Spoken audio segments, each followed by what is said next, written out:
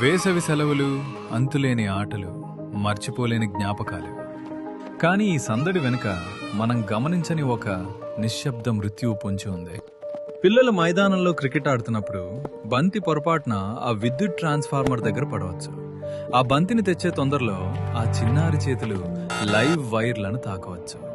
గుర్తుంచుకోండి, ఆ ఒక్క సెకను ఉత్సాహం జీవితాంతం తీరని వేదనగా మిగిలిపోవచ్చు.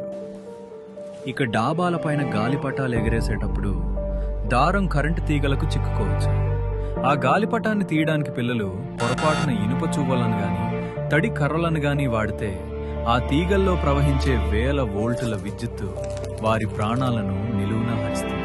విద్యుత్తు ఎప్పుడు రెండో అవకాశం ఇవ్వదు. దాగుడు మూతలు ఆడుతూ పిల్లలు నిర్మానుష్యంగా ఉన్న బిల్డింగుల్లోకి వెళ్తుంటారు.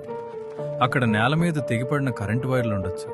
కనీసం చెప్పులు కూడా లేకుండా ఆడుకునే ఆ పసిపాదాలు తెలియక ఆ తీగలపై అడుగు వేస్తే ఆ ఒక్క అడుగు వారి జీవితంలో ఆఖరి అడుగు కావచ్చు.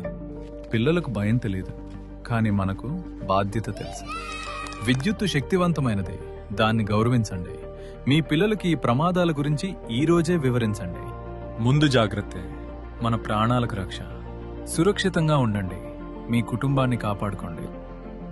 ప్రజా ప్రయోజనార్థం ఏపీ